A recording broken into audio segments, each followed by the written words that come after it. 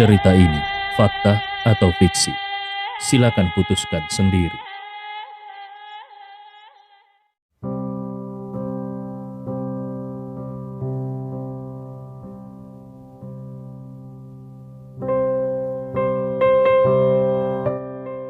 Mendengar jawaban Jafar dengan suara dingin, Andi Rewa berkata, "Memangnya kenapa?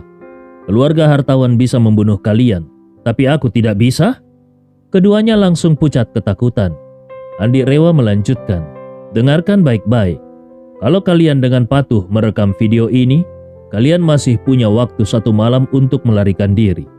Selama kalian bisa keluar dari Sulawesi, keluarga hartawan tidak akan bisa berbuat apa-apa kepada kalian. Kalau kalian bisa keluar negeri, kalian berdua bisa hidup tenang seumur hidup kalian. Tetapi kalau kalian tidak mengikuti instruksiku, kalian akan mati di sini malam ini." Mendengar ini, Jafar buru-buru berkata, "Tuan Andi, hasil kerja keras kami selama bertahun-tahun ada di Makassar ini. Kalau kami pergi malam ini, banyak aset yang tidak bisa dibawa." Andi Rewa mengerutkan keningnya. "Kalian mau tawar-menawar denganku?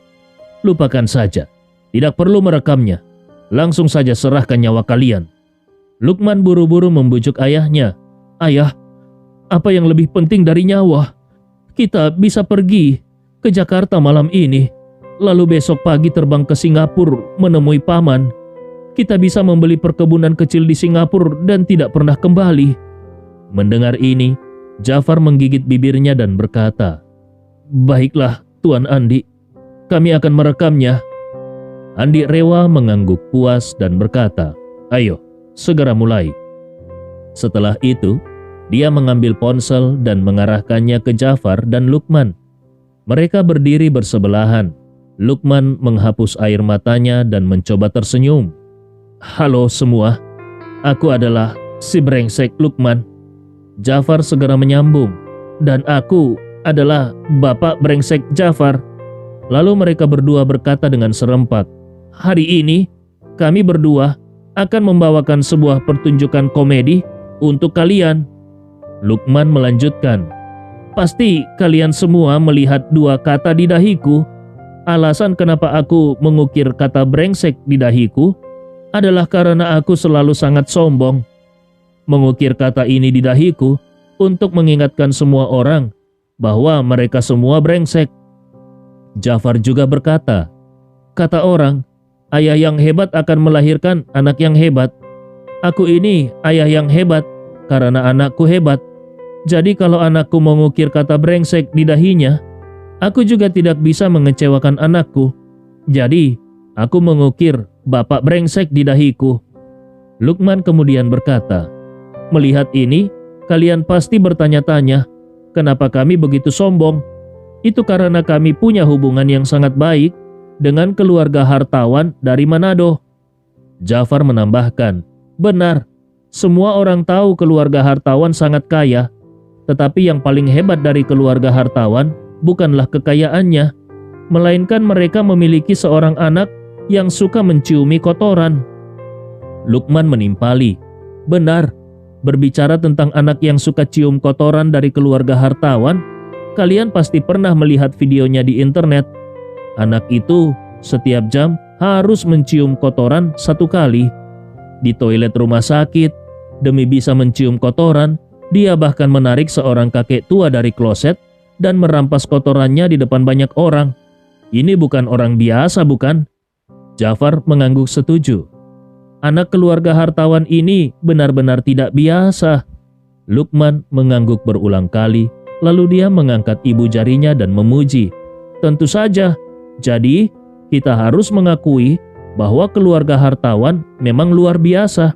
Kalau tidak, apakah anak kedua keluarga hartawan bisa begitu sombong?" Jafar penasaran bertanya, "Oh ya? Kenapa belakangan ini tidak terdengar kabar tentang anak kedua dari keluarga hartawan?" Lukman menjawab, "Kudengar hidupnya sekarang sangat nyaman. Dia mendapatkan perlakuan seperti keluarga kerajaan." Jafar bertanya dengan penasaran, "Bagaimana bisa seperti itu?" Lukman menjelaskan, "Sekarang dia tinggal di rumah besar keluarga hartawan. Kabarnya ada orang khusus yang menyediakan kotoran segar baginya. Jafar terkejut bertanya, kalau dia terobsesi mencium kotoran segar setiap jamnya, apakah keluarga hartawan bisa mencukupi kebutuhannya? Lukman menjawab dengan serius, tentu saja tidak bisa. Bayangkan saja, seberapa banyak pun orang yang ada di rumah keluarga hartawan, mana mungkin mereka bisa menyediakan kotoran sebanyak itu setiap harinya. Tanpa sadar Jafar berkata, kalau begitu, keluarga hartawan mungkin akan kehabisan stok. Lalu kemudian dia berkata, "Nak, bagaimana kalau kita mendaftar ke keluarga hartawan dan tinggal di sana beberapa hari untuk menyediakan hidangan istimewa bagi anak kedua keluarga itu?" Lukman mengangguk berulang kali. Dia tersenyum dan berkata, "Ide bagus. Kalau kita pergi, kakek keluarga hartawan dan Doni hartawan pasti akan berterima kasih dan sujud kepada kita." Saat mengatakan ini, hati Lukman bergetar hebat. Ini benar-benar akan membuat keluarga hartawan murka sebesar-besarnya. Jafar juga merasakan jantungnya berdebar-debar, tetapi dia melirik Andi dan hanya bisa terus berkata dengan terpaksa, "Bukan hanya sujud, aku yakin mereka akan berterima kasih dan menjilat kaki kita. Kudengar, kakek keluarga hartawan suka mengadopsi anak angkat. Mungkin dia akan sangat senang dan mengadopsi aku sebagai anak angkatnya." Lukman bertanya dengan terkejut, apakah kakek keluarga hartawan suka mengadopsi anak angkat? Kenapa dia punya kebiasaan seperti itu?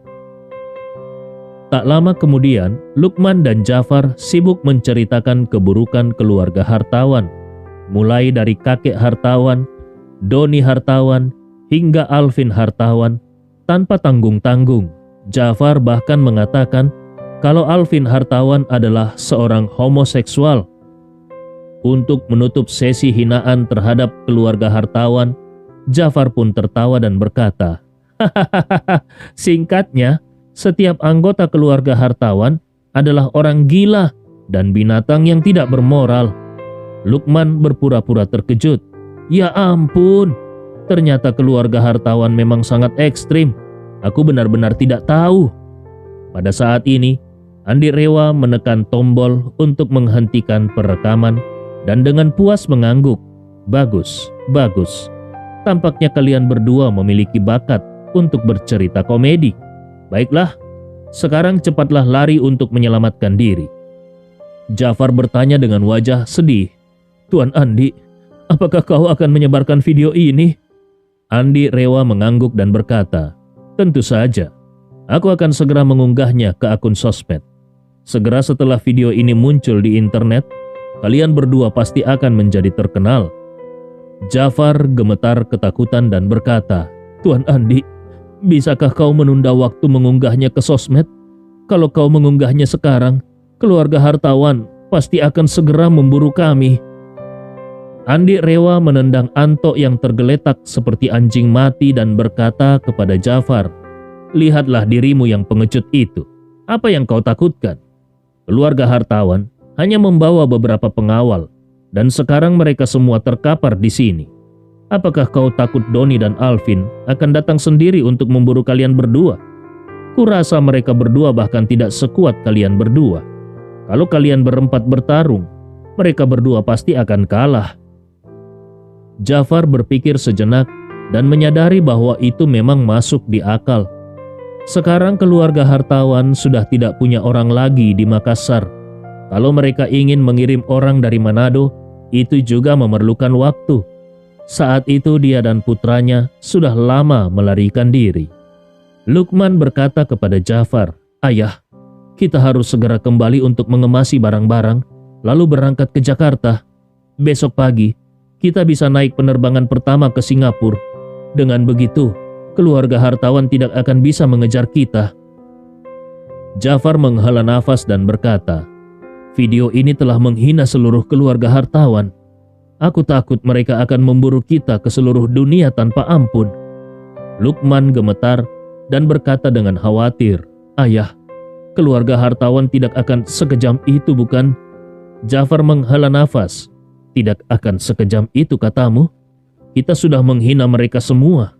Mana mungkin mereka akan membiarkan kita lolos begitu saja? Andi Rewa tidak ingin mendengar omong kosong mereka lagi. Jadi dengan tenang dia berkata, "Aku akan segera mengunggah video ini. Kalau kalian berdua ingin melarikan diri, segeralah lari. Kalau kalian berlari dengan cepat, kalian mungkin bisa bertahan hidup. Tapi kalau kalian berlambat-lambat, jangan salahkan aku kalau kalian mati di jalan."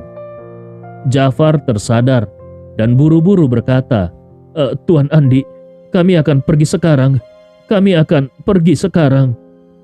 Setelah berkata begitu, dia menarik Lukman dan berkata, "Cepat, kita pulang dan mengemasi barang-barang, lalu pergi ke Jakarta malam ini." Lukman juga takut dikejar oleh keluarga hartawan. Jadi dia buru-buru mengangguk. Segera setelah itu, ayah dan anak itu melarikan diri dengan panik dan tergesa-gesa. Albert memandang punggung mereka dan dengan hormat bertanya kepada Andi, "Tuan Andi, apakah kita akan membiarkan mereka berdua pergi begitu saja?" Andi Rewa mengangguk dan berkata, "Tenang saja, mereka sudah sangat menghina keluarga hartawan. Keluarga hartawan pasti akan mengejar mereka dengan segala daya. Mereka mungkin tidak akan hidup lama. Bahkan kalaupun mereka hidup lama, mereka akan hidup dalam ketakutan seumur hidup mereka. Bahkan setelah mati, mereka mungkin tidak berani kembali ke negara ini untuk dimakamkan. Karena keturunan keluarga hartawan pasti akan menggali abu mereka dan menyebarkannya." Setelah Jafar dan Lukman melarikan diri, Albert tiba-tiba merasa bahwa hukuman yang diberikan oleh Tuan Andi ini sangat menarik. Tanpa harus turun tangan sendiri, Andi bisa membuat kedua orang itu hidup dalam ketakutan seumur hidup mereka. Bisa dikatakan, ini sebagai hukuman terbaik untuk mereka berdua. Pada saat ini di dalam ruangan masih ada 5 pengawal keluarga hartawan. Albert bertanya, "Tuan Andi, bagaimana kita menangani orang-orang ini? Apakah kau ingin membunuh mereka secara langsung? Atau..." Andi Rewa berpikir sejenak dan berkata, "Bagaimana kalau kita tinggalkan tanda di dahi mereka? Lalu biarkan mereka kembali dan menunjukkan tanda itu kepada Doni."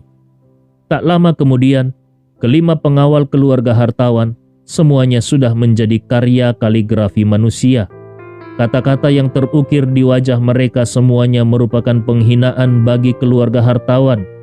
Andi Rewa sudah bisa menebak, keluarga hartawan pasti akan marah besar ketika melihatnya. Anto menangis dan bertanya, "Tuan Andi, bisakah kau melepaskan kami?" Andi Rewa berkata, "Tentu saja. Tapi untuk mencegah kalian kembali membantu keluarga hartawan, aku harus memberi kalian pelajaran." Setelah itu, Andi meraih orang di depannya dan menghancurkan kedua lengannya dengan 2 pukulan. Beberapa orang yang tersisa juga menerima perlakuan yang sama. Dalam sekejap, semua lengan mereka rusak. Di masa depan, kalau mereka ingin menjadi pengawal, pembunuh, atau apapun, itu sama sekali tidak mungkin, karena tidak ada yang akan mempekerjakan orang cacat seperti mereka sebagai pengawal. Oleh karena itu, tidak mungkin bagi mereka untuk terus merugikan masyarakat di masa depan. Pada saat ini, Andi berdiri dengan puas dan berkata dengan suara dingin, "Kalian berlima, kembalilah dan sampaikan pesan kepada Doni dan Alvin. Kalau mereka ingin menargetkanku, suruh mereka datang sendiri. Tapi kalau mereka berani melibatkan orang lain di sekitarku, aku akan menghancurkan seluruh keluarga hartawan." Kelima orang itu buru-buru berjuang untuk bangkit dan berlari keluar dari restoran Oceana dengan malu. Setelah kelima orang itu melarikan diri, Albert bertanya kepada Andi Rewa, "Tuan Andi, apa yang akan kau lakukan dengan video pertunjukan komedi Jafar dan Lukman? Apakah kau akan mengunggahnya ke sosmed sekarang?" Andi Rewa melambaikan tangannya dan berkata sambil tersenyum, "Jangan khawatir. Tunggu sebentar lagi, biarkan Jafar dan Lukman lari sebentar. Keluarga hartawan, pasti akan langsung mengamuk setelah aku mengunggahnya. Dan jika keluarga hartawan mengeluarkan perintah hadiah untuk kepala mereka, mereka mungkin tidak akan bertahan sampai besok pagi. Albert buru-buru berkata, bukankah lebih baik kalau mereka mati? Kedua orang itu seharusnya sudah lama mati karena menjadi pesuruh keluarga hartawan. Andi Rewa berkata sambil tersenyum, kalau tidak ada video ini, membunuh mereka berdua memang pilihan yang paling praktis. Tetapi karena video ini telah direkam, maka akan lebih baik membiarkan mereka tetap hidup. Karena selama mereka hidup, keluarga hartawan akan diejek oleh orang-orang di seluruh negeri, dan mereka akan tenggelam dalam rasa sakit penghinaan dan kemarahan setiap hari. Oleh karena itu, Jafar dan Lukman harus tetap hidup. Sangat menarik membiarkan mereka tetap hidup. Albert segera mengangguk dan berkata, aku mengerti Tuan Andi. Setelah itu Albert bertanya lagi, Tuan Andi, bagaimana dengan Doni dan Alvin? Andi Rewa melihat jam dan berkata, aku memperkirakan kalau kelima pengawal itu pasti akan pergi ke Doni untuk mengadu. Tapi Doni adalah orang yang licik. Melihat situasinya tidak menguntungkan, dia pasti akan melarikan diri. Mungkin dia akan membawa Alvin kembali ke Manado malam ini. Di sudut ruangan, Ridwan masih merasa sangat terkejut setelah menyaksikan menantunya Andi membalikkan keadaan dan mengalahkan semua orang dengan kekuatannya yang besar. Dia masih tidak mengerti bagaimana bisa Andi memiliki kekuatan yang begitu hebat dan aura yang begitu kuat. Ini benar-benar bertolak belakang dengan Andi yang biasanya dimarah-marahi oleh Carla di rumah. Pada saat ini, Andi melangkah ke arahnya dan bertanya, ayah, apakah kau baik-baik saja?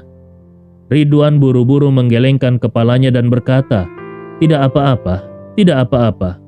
Untung kau datang tepat waktu. Kalau tidak, aku pasti akan celaka. Andi Rewa tersenyum tipis dan berkata, syukurlah, ayah baik-baik saja. Orang-orang itu sudah kuberi pelajaran. Apakah ayah puas? Ridwan mengangguk berulang kali. Puas, puas. Aku sudah merasa puas. Namun dia juga merasa sedikit khawatir. Jadi dia berkata, Andi, apakah tindakanmu tadi tidak terlalu keras? Keluarga hartawan itu, mereka tidak akan membalas dendam padamu kan? Andi Rewa tersenyum dan berkata, untuk menghadapi keluarga hartawan, kita tidak boleh takut akan pembalasan mereka. Bahkan meskipun kita tidak mengusik mereka, tetap saja mereka ingin membunuh kita. Daripada begitu, lebih baik kita melawan mereka. Bukankah begitu, ayah? Ridwan berkata dengan canggung, apa yang kau katakan itu memang benar. Tapi aku tetap khawatir kalau mereka benar-benar terus mengejar kita. Kita tidak punya uang sebanyak mereka, dan juga tidak punya pengaruh sebesar mereka. Kalau benar-benar terjadi konflik, kita mungkin akan kalah. Andi melambaikan tangannya dan berkata, ayah, jangan khawatir. Aku akan melindungi Najwa, ayah dan ibu. Ayah tenang saja. Ridwan mengangguk berulang kali. Andi kemudian berkata, oh ya ayah, untuk menghindari kekhawatiran Najwa dan ibu, sebaiknya kita tidak memberitahu mereka tentang kejadian ini. Ridwan langsung setuju. Tentu. Masalah sebesar ini, kalau sampai diketahui oleh Carla, pasti akan heboh dan membuat keributan di rumah. Andi Rewa merasa lega. Yang dia khawatirkan saat ini adalah kalau ayah mertuanya tidak bisa menjaga mulutnya dan menceritakan kejadian hari ini. Andi kemudian berkata kepada Albert, Albert, dalam beberapa hari ke depan, siapkan beberapa anak buah untuk menemanimu dan juga beberapa orang untuk diam-diam melindungi keluargaku. Jangan lengah sedikit pun. Albert segera mengangguk dan berkata, tenang saja Tuan Andi, aku akan segera mengatur semuanya. Andi Rewa tersenyum tipis dan berkata, baiklah. Sebenarnya aku datang untuk menjemput ayah mertuaku pulang. Sekarang masalahnya sudah selesai, jadi sebaiknya kita pulang saja. Kemudian dia berkata kepada Ridwan, ayah, mari kita pulang. Ridwan buru-buru mengangguk. Baik, ayo kita pulang. Sekarang ini Ridwan hanya ingin cepat-cepat pulang dan mencerna semua kejadian yang baru saja terjadi. Sementara Andi membawa ayah mertuanya pulang, Jafar dan anaknya Lukman sudah tiba di rumah.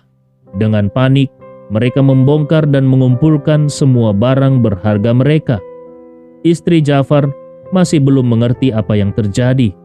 Melihat suaminya juga diukir dengan kata-kata di dahinya, dia buru-buru bertanya, "Apa yang terjadi dengan dahimu?"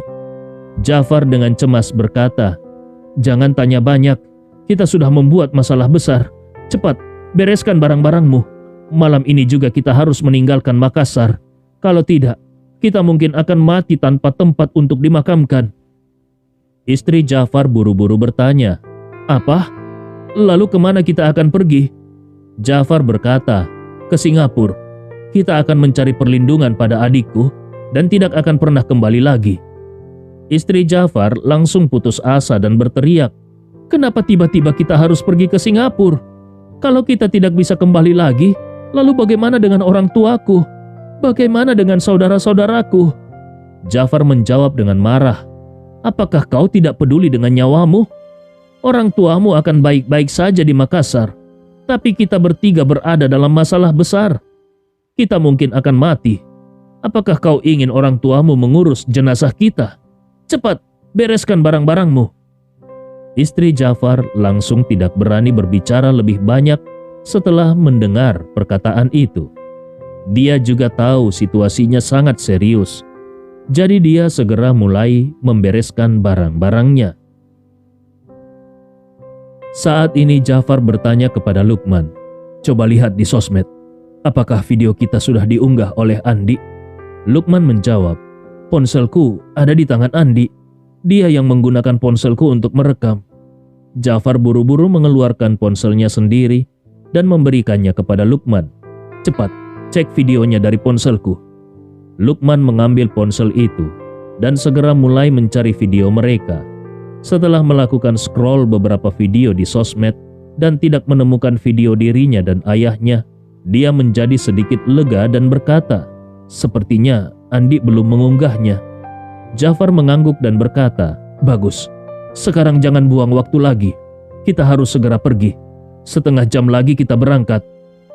Setelah itu, dia mengingatkan istrinya, "Bawa barang yang penting saja.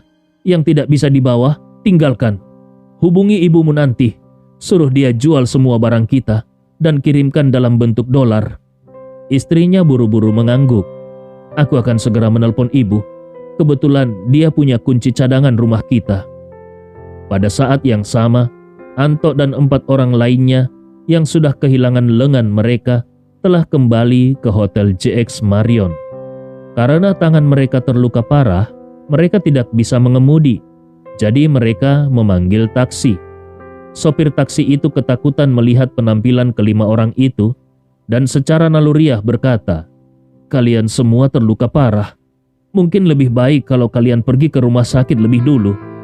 Anto menjawab dengan wajah tidak senang, "Kalau kau banyak bicara, aku akan menghajarmu." Sopir itu ketakutan dan langsung diam. Seorang anak buah tidak bisa menahan diri untuk berkata, "Bos, sebaiknya kita ke rumah sakit dulu, setidaknya untuk menghentikan pendarahan dan melihat apakah bahu kita masih bisa diselamatkan." Anto berkata dengan wajah yang sangat muram, "Menyelamatkan apanya? Tidak ada dokter ortopedi terbaik yang bisa menyembuhkan kita. Kita harus memberitahu keluarga hartawan bahwa kita cacat karena mereka. Mereka harus memberikan kompensasi yang besar, dan kita juga harus membuat mereka tahu betapa Andi merendahkan dan menghina mereka. Hanya dengan begitu, mereka akan mati-matian membunuh Andi dan membalaskan dendam kita." Seorang anak buah lainnya bertanya, "Bos, bagaimana dengan tulisan di dahi kita? Apakah Tuan Doni dan Tuan Alvin tidak akan marah ketika melihatnya?" Anto berkata, "Tidak mungkin. Tulisan-tulisan ini dibuat oleh Albert atas perintah Andi Rewa. Tuan Doni pasti bisa mengerti." Taksi pun tiba di depan Hotel JX Marion. 5 orang dengan kepala dan wajah penuh darah akhirnya keluar dari mobil. Tubuh mereka penuh dengan luka, dan dahi mereka diukir dengan huruf-huruf besar yang kacau. Ini membuat mereka terlihat sangat mencolok dan menyeramkan. Ketika mereka muncul dalam sekejap mata, mereka langsung menarik perhatian semua orang yang ada di sekitar. Bahkan ada yang tanpa sadar mengeluarkan tawa menghina. Orang-orang mulai berbisik, "Apa yang terjadi dengan orang-orang itu? Kenapa dahi mereka diukir dengan tulisan? Apakah mereka sedang melakukan seni pertunjukan? Benar-benar lucu. Mereka membuatku tertawa. Iya, aku sudah hidup setengah abad dan sudah banyak melihat seniman. Ada yang pura-pura mengemis di jalan, ada yang menggunakan jarum suntik untuk melukis dengan tinta. Tapi aku belum pernah melihat seniman yang aneh seperti ini. Ukiran huruf-hurufnya juga jelek sekali. Hei, kita harus cepat-cepat merekam ini dan mengunggahnya ke internet agar netizen seluruh negeri bisa melihat keanehan ini. Videonya pasti akan bisa mendapatkan jutaan tayangan. Ah, iya, ayo cepat rekam. Momen seperti ini jarang terjadi." Seseorang segera mengeluarkan ponselnya dan mulai merekam penampilan kacau Anto dan yang lainnya, lalu langsung mengunggahnya ke internet. Melihat semua orang memegang ponsel dan merekamnya, Anto langsung marah. Dia ingin mengangkat tangan untuk menutupi dahinya, tetapi kedua lengannya sudah patah dan tidak bisa diangkat sama sekali. Dengan sangat marah dia hanya bisa memaki, "Apa yang kalian rekam? Cepat pergi!" Orang-orang yang melihat ekspresi galaknya langsung ketakutan dan tidak ingin berurusan dengan orang gila seperti itu. Jadi, mereka segera berhenti merekam dan mundur ke tempat yang aman. Anto pun membawa orang-orangnya masuk ke Hotel JX Marion. Namun, beberapa penjaga keamanan segera menghalangi mereka dan manajer lobi segera datang dan bertanya, "Maaf tuan-tuan, dari mana kalian? Penampilan kalian tidak layak dan tidak rapi. Sesuai aturan, kalian tidak bisa masuk ke Hotel JX Marion." Mendengar ini, Anto menatapnya dengan wajah dingin dan berkata dengan tidak hormat, "Kami adalah orang-orang dari keluarga hartawan di Manado. Kau hanya seorang manajer kecil. Berani-beraninya kau menghalangi kami." Manajer lobi mengerutkan keningnya, tetapi kemudian dia tetap dengan tegas berkata, "Tuan, aku tidak peduli apakah kalian dari keluarga hartawan di Manado atau dari manapun. Sesuai aturan, kalian tidak bisa masuk ke JX Marion." Dia kemudian berkata dengan dingin, "Penampilan kalian sudah membuat tamu-tamu kami ketakutan dan merusak reputasi hotel kami. Tolong segera pergi atau kalian tanggung sendiri akibatnya." Anto sangat marah dan dengan suara dingin berkata, "Saat ini aku masih menghargai bosmu, jadi aku tidak memukulmu.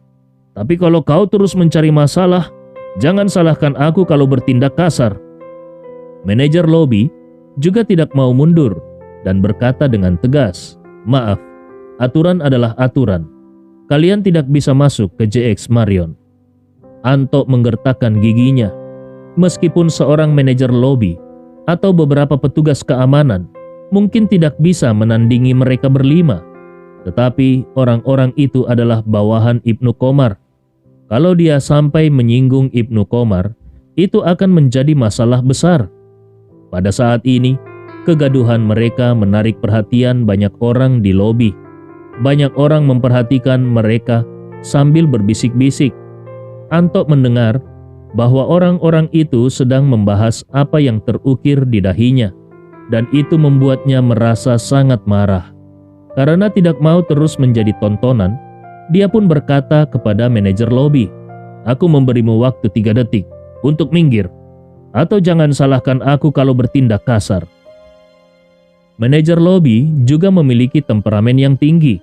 Dia segera memerintahkan kepala keamanan, "Kapten Zack, orang-orang ini sudah sangat merusak citra JX Marion. Usir mereka semua." Anto sangat marah. Dia juga berteriak kepada anak buahnya, "Beri mereka pelajaran." Kemudian dia menyerang dan menendang manajer lobi hingga jatuh dan membuatnya muntah darah. Anto kemudian meludah di wajah manajer lobi yang terkapar, lalu berkata dengan marah, "Tidak tahu diri. Kau berani melawanku? Apakah kau ingin lumpuh? Manajer lobi menahan sakit yang luar biasa. Dia memerintahkan kepada para petugas keamanan di belakangnya, "Usir mereka yang berani membuat keributan di JX Marion." Namun, sebelum para petugas keamanan sempat bereaksi, 4 pengawal keluarga hartawan sudah langsung menyerang dan menendang dengan keras. Mereka sudah merasakan banyak penderitaan di tangan Andi dan menyimpan banyak amarah. Kebetulan sekarang mereka menemukan pelampiasan. Mereka tidak peduli lagi. Mereka menendang dengan penuh kekuatan hingga membuat para petugas keamanan terkapar. Meskipun tangan mereka sudah lumpuh oleh Andi, namun mereka masih memiliki keterampilan bela diri yang hebat. Dengan kaki dan lutut mereka memberikan pukulan besar kepada para petugas keamanan. Hanya dalam satu serangan, mereka membuat para petugas keamanan tidak berdaya dan terkapar di lantai. Melihat orang-orang itu sudah sekarat dan hampir mati, Anto akhirnya menyuruh mereka berhenti. Lalu kemudian dia berkata dengan dingin, "Orang bodoh, kalian berani melawan keluarga hartawan. Sekarang lihatlah diri kalian sendiri." Setelah itu mereka langsung naik ke lantai atas menggunakan lift. Setelah Anto dan 4 temannya pergi, tempat kejadian di lobi Hotel JX Marion sangat berantakan. Manajer lobi dan beberapa penjaga keamanan tergeletak di lantai. Wajah mereka memar dan bengkak, tampak sangat mengenaskan. Seorang penjaga keamanan berjuang untuk bangkit dan segera membantu manajer lobi bangun dari lantai. Dia bertanya dengan cemas, "Manajer, sekarang kita harus bagaimana?" Manajer lobi dengan wajah dingin berkata, "Cepat, bawa yang lainnya ke rumah sakit. Aku akan mencari Tuan Ibnu Komar. Berani-beraninya mereka membuat keributan di JX Marion. Aku tidak percaya Tuan Ibnu Komar akan melepaskan mereka begitu saja." Setelah itu, dia berjalan terpincang-pincang menuju kantor Ibnu Komar.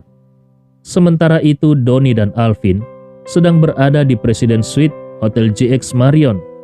Mereka dengan sabar menunggu Anto dan yang lainnya kembali melapor.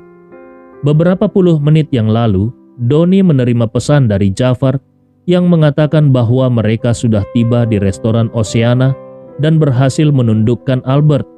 Bahkan lebih baik lagi, mereka menemukan kejutan tak berduga. Ayah mertua Andi ternyata sedang makan di restoran Oceana. Doni sangat senang dengan berita ini. Dia berpikir bahwa ini adalah kesempatan yang sempurna untuk menyingkirkan ayah mertua Andi terlebih dahulu.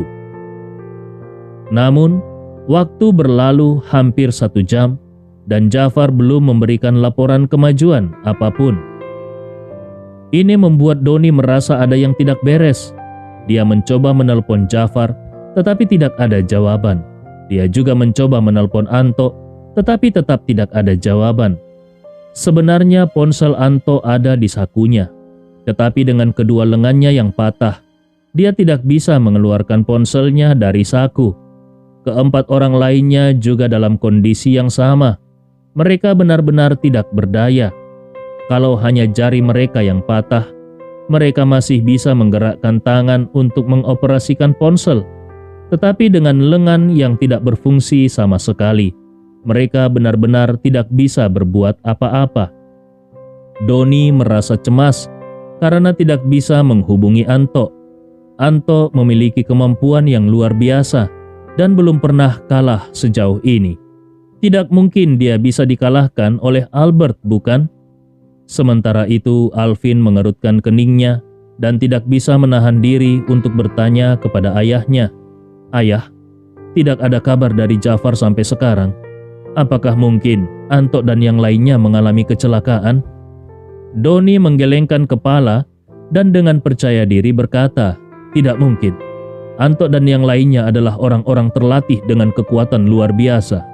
Di seluruh Makassar, tidak mungkin ada yang bisa menjadi tandingan mereka." Saat dia berbicara, dia mengeluarkan ponselnya dan mencoba menelpon Anto lagi. Segera dia mendengar suara dering ponsel dari luar koridor.